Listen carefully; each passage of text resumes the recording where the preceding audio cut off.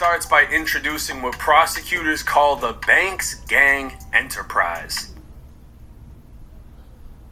What the fuck is that? What the fuck is that? Oh, hell no. Did they just get the RICO? Federal prosecutors allege that Durk Banks, known professionally as Lil Durk, along with several co-defendants and associates, were members of a criminal organization involved in murders, attempted murders, robberies, and drug trafficking.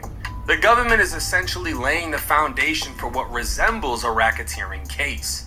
They are arguing this wasn't a collection of unrelated crimes, but an organized group operating together. So they've already identified OTF, but now it's like they're trying to make Durk's team of special forces seem like an elite group aside from OTF. The next section focuses on OTF or only the family.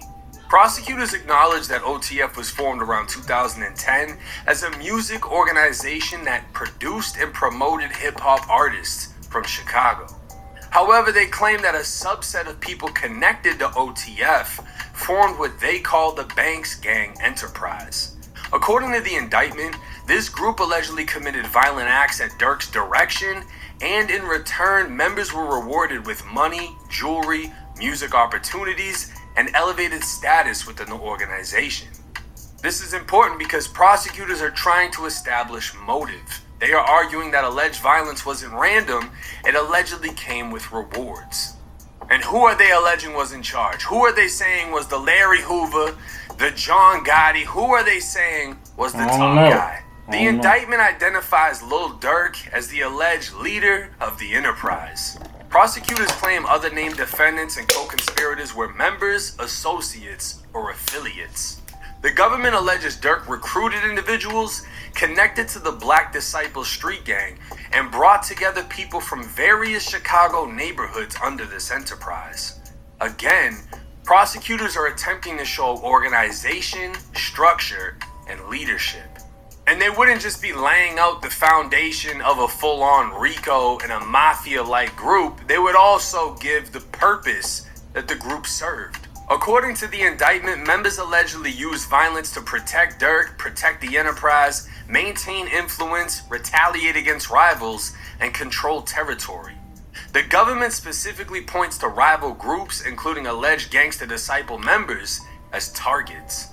The indictment repeatedly claims that violence was used as a tool to maintain power and influence. And it would seem one of the biggest hits that OTF or the Banks Gang Enterprise took was the death of Vaughn.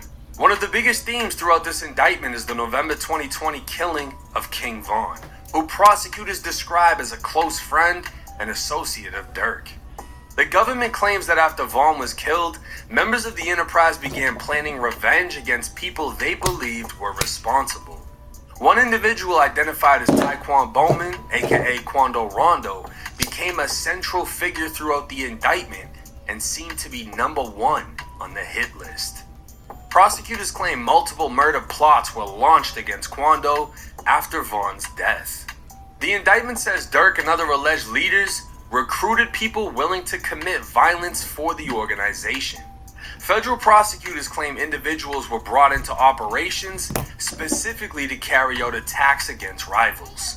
This section is important because prosecutors are trying to show an organized chain of command rather than spontaneous acts. You know what I'm hearing? I heard that they don't got nothing for real on like the shooters and all type of shit, but they really just want schmirk. Like, you know what I'm saying? They want one of the shooters to flip. That nigga Vonnie, he one of the people, bro. He one of the snitches. You know what I'm saying? OTF jam, all type of shit. You know what I'm saying? So, like, bro, they got witnesses and snitching and fucking, but they don't got nothing on Durk. So they gonna put hella motherfucking racketeering charges and shit on this motherfucker just because, fool. So not only was it just within the Black Disciples, the feds are alleging that this well-structured organized group reach out to whatever hitman they could find in order to execute the killings they were willing to reward. And they even used sliders or hot cars to get this done. One of the more detailed sections involves stolen vehicles. Prosecutors claim Durk funded the purchase of stolen cars known as sliders or hawk cars. According to the government, these vehicles were used during shootings because they were harder to trace. The indictment also explains terminology prosecutors claim members used. Ops, meaning rivals or enemies. Sliding, meaning carrying out attacks. Drills, meaning shootings or violent missions. Federal prosecutors are attempting to connect alleged coded language to criminal conduct. And the indictment will go even further as the feds start to detail the funding of the organization.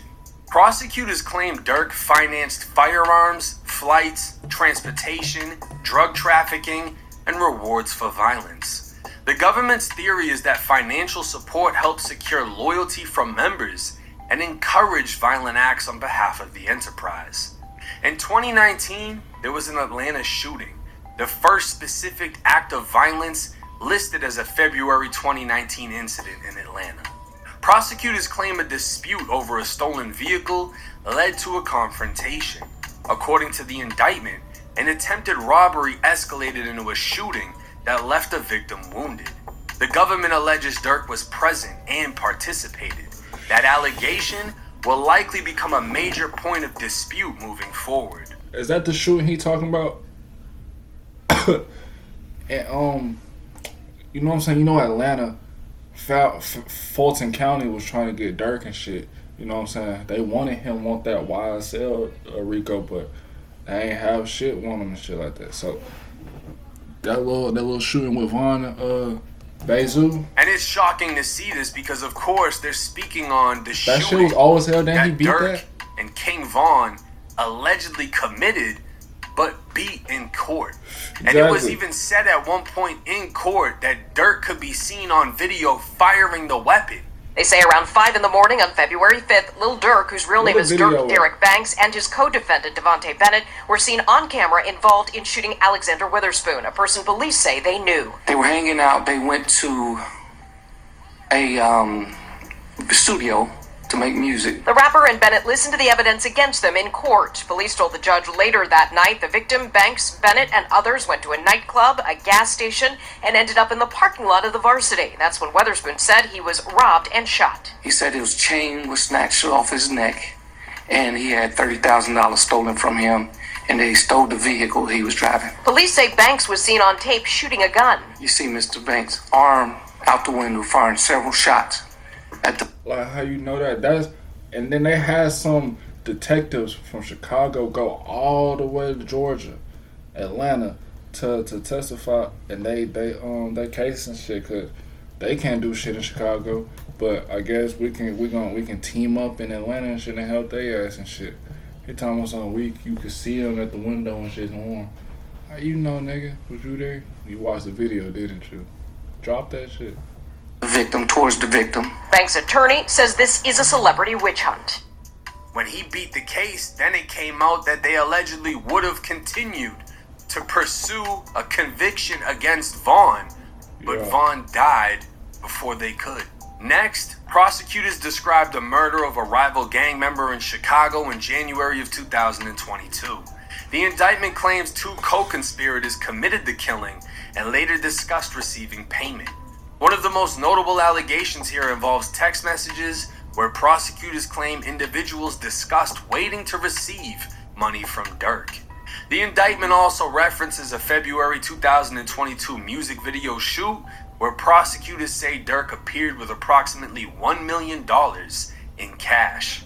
The government suggests this event is connected to alleged rewards paid to participants. Yeah. And of course, the music video that they're talking about was the same setting that Durk sat down with Gillian Wallow on $1 million worth of game. Literally, that $1 million was used in a music video, and allegedly the leader of the gang in which the 2 guys went and killed another guy was in that music video. Durk allegedly had the leader of the shooters in the video with him. And the feds are trying to piece all of this together as more examples of Durk paying for blood. Now, the indictment would go back to Quando Rondo, but this wasn't in LA. This time, this was in Georgia. Prosecutors claim members of the enterprise attempted to kill Quando in Georgia in May of 2021 as revenge for Vaughn's death. According to the government and the fact that Quando was still alive, obviously they were unsuccessful. Now, the Los Angeles shooting is the centerpiece of this indictment.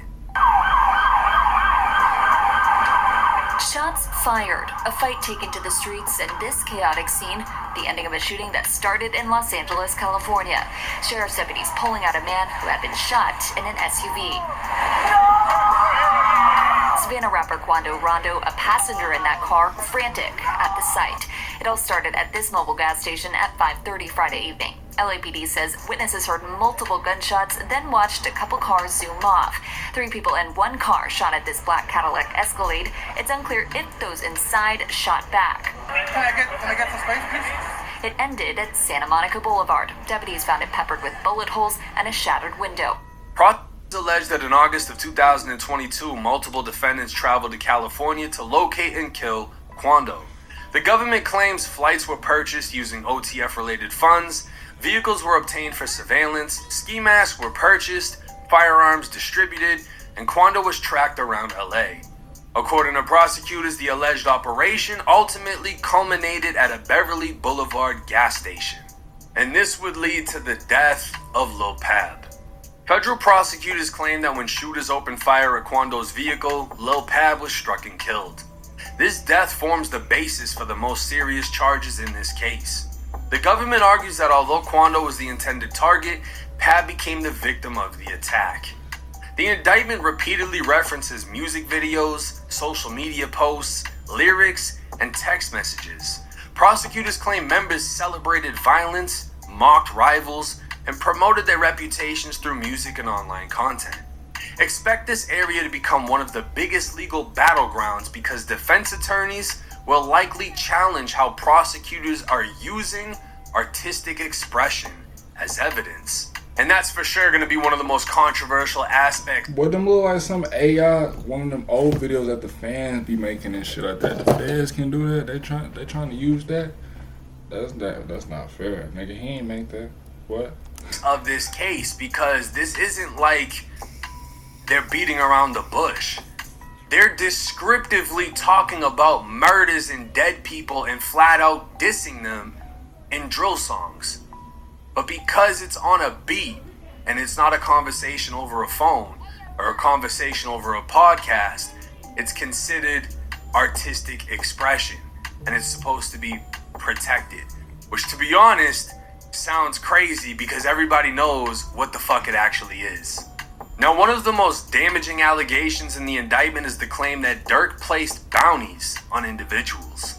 The government alleges people who carried out hits would receive cash, jewelry, music opportunities, appearances in videos, and increased status within OTF. Prosecutors are using this allegation to support the murder for hire components of the case. But text messages would also be included. Among them, I can't let this slide. Vaughn dying turned me into a different animal. Don't book no flights under no names involved with me. Later messages discussing potential informants and concerns about cooperation with law enforcement. The government presents these messages as evidence of planning, coordination, and concealment. The defense will almost certainly challenge the meaning, context, and interpretation of those communications. Now, count 1 of the indictment is murder in aid of racketeering. Count 1 alleges that the killing of Pab was committed to maintain or increase status within the alleged enterprise. This is one of the most serious federal racketeering charges in the indictment. Count 2 is a stalking conspiracy. Count 2 alleges a conspiracy to track, surveil, intimidate, and ultimately kill Quando. This count includes the detailed timeline prosecutors provide regarding flight. I just like, bro, my nigga Durk getting snitched on. Like, that's all I'm hearing. Like, you feel me? Niggas just snitch on my nigga. You know what I'm saying? Like, especially when that nigga OTF Jam. I don't even know what we should call that nigga OTF Jam no more. I don't know. I don't want to get, you know what I'm saying, fucked up just because, you know, he not OTF. But dog, fuck, that shit crazy. Lights, vehicles, communications, and surveillance activities. Count 3 is interstate stalking resulting in death. This count alleges that interstate travel, cell phones, vehicles, and other facilities of commerce were used in a campaign targeting Quando. Because Pab died, prosecutors are seeking enhanced penalties. Counts 4 and 5 are simply murder for hire. These counts accuse defendants of using interstate commerce to facilitate a murder for hire scheme. Prosecutors argue that financial rewards and future economic benefits were promised in exchange for carrying out the hits. And count 6 is a firearms charge. The final major charge alleges defendants used firearms during a crime of violence. The indictment specifically alleges one weapon functioned as a machine gun through the use of a switch. Federal firearm charges often carry significant mandatory penalties if proven, and the final section of this indictment deals with forfeiture.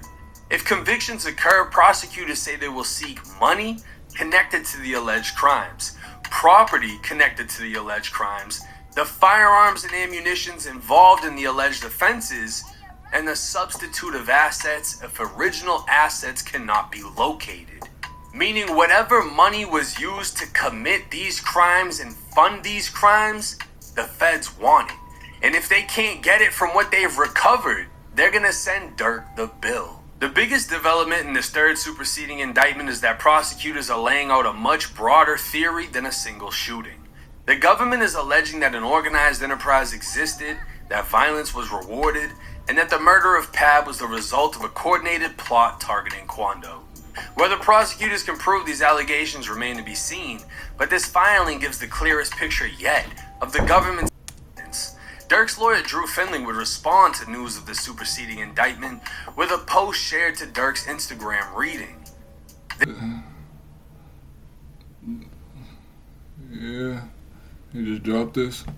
Nearly 2 years now, federal prosecutors have desperately tried to fend off challenges to a very weak case. Now, just 2 months before trial, a trial that Durk Banks has demanded at every turn, they pull this pathetic pivot, recycling old accusations into a scrambling prosecutor's backup plan. Alleged racketeering and as many unrelated false claims as possible. This is not a sign of strength. It's an acknowledgement of weakness. The fact remains, Durk Banks is innocent, no matter how many indictments they want to throw at him. It would seem prosecutors reiterated much of what has already been said, adding on other incidents to delay trial, giving themselves more time to build up their case and secure the most punishing convictions. And to be honest, it's a dirty game, and the feds are known to play these dirty games. I mean, not even just the feds. Look at what's happening with YNW Melly. He's been locked up for what, over 7 years? And you have to understand when you pay an attorney. It doesn't just 9 end. at least.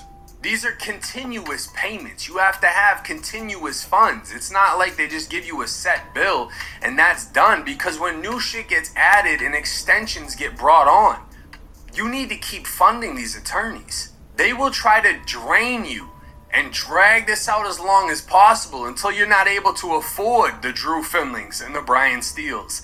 And then at that point, they're ready for trial. They got you hooked because you don't have that legal backing. It's a dirty game. The fact that Durk with his legal team are ready for trial and the feds are trying to throw in any little thing that they can to delay this, I agree with his lawyer that this is a sign of weakness.